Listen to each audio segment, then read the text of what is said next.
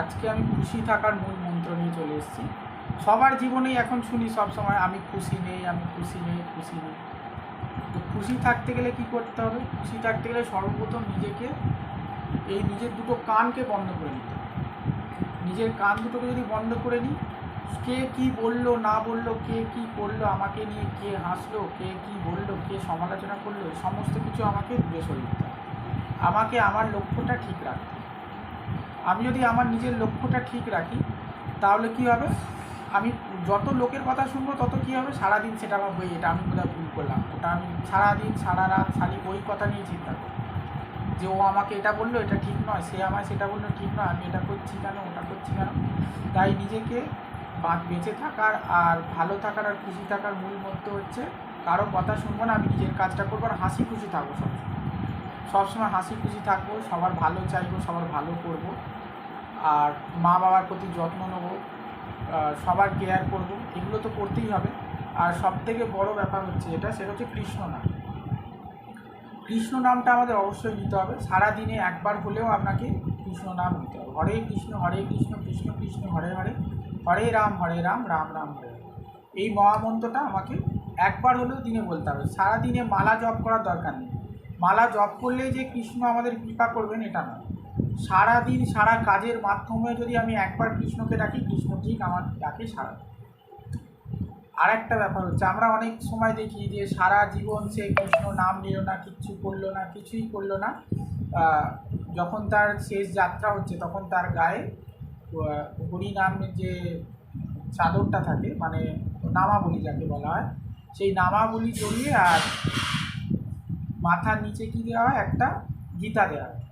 গীতা দিয়ে তার শেষ যাত্রাটা সম্পূর্ণ।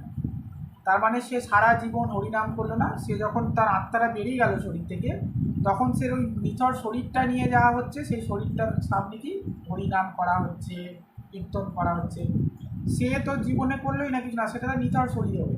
তা আমাকে বেঁচে থাকতে এটা করতে হবে। বেঁচে থাকতে যদি করি আমি, তবে তো আমি বৈকুণ্ঠ ধামে যাব। তাই বেঁচে থাকতে থাকতে আমাদেরকে হরিনাম করতেই হবে, একবার হলেও করতে হবে। গীতা পাঠ যদি আমি না করতে পারি, আমি ফোনে শুনবো গীতা, বা হরিনাম আমি করতে পারছি না তো একটা হরিনাম কীর্তন চালিয়ে দেবো, সেই হরিনাম কীর্তনটা শুনবো, সেটা শুনলেও হবে। আমার করতে পারছি না, সময় নেই, হেডফোনে আমি সারাদিন হিন্দি গান, বাংলা গান, কত কী শুনছি, ডিজে শুনছি, সেই বদলে একটা যদি হরিনাম কীর্তন শুনে নিই, আমার মনটা শুদ্ধ হয়ে যাবে, আত্মাও শুদ্ধি হয়ে যাবে, সব কিছু শুদ্ধ হয়ে যাবে। এটা আপনি একবার করে দেখুন, সবাইকেই বলছি, নিশ্চয়ই উপকার পাবেন। আর হরিনামে কি মহিমা আপনি একবার না করলে সেটা বুঝতে পারবেন। হরিনাম করলে আপনি ঠিক ভুল সঠিক কোনটা কি সব কিছু বুঝতে পারবেন।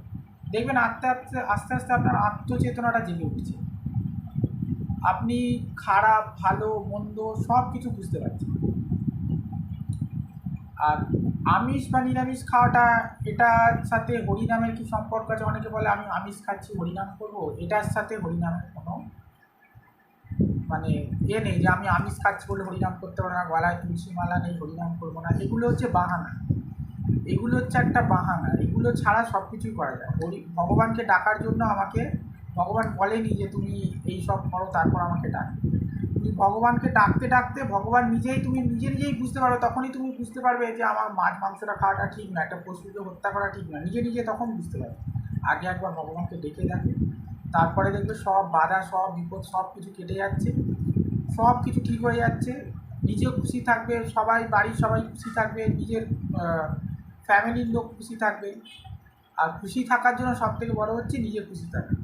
তাই নিজে হাসো, খেলো, খুশি থাকো, সবসময় কোনো চিন্তা করতে হবে। সবসময় ভগবান আছে, ভগবান আমাকে দেখছে, আর ভগবান আমায় পাঠিয়েছে, ভগবানই সব ঠিক করে দেবে। তাই সৎ পথে চলতে হবে, সব কিছু ঠিকঠাক ভাবতে হবে, বিচার করতে হবে, তবেই এই জীবন থেকে মুক্তি পাবে। আর আজকে আর কিছু বলছি না, এইটুকুই বলছি।